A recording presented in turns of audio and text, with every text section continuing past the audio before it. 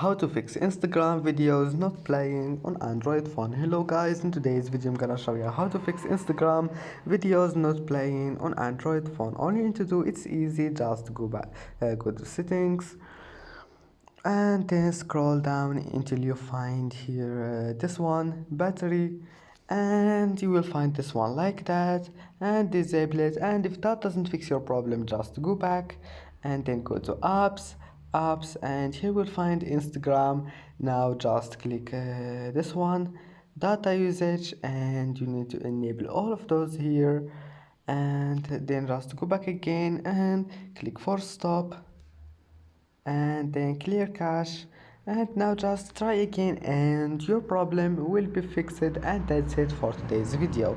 If you like this video, don't forget like and subscribe, and thank you for watching this video until the end, and see you in the next video.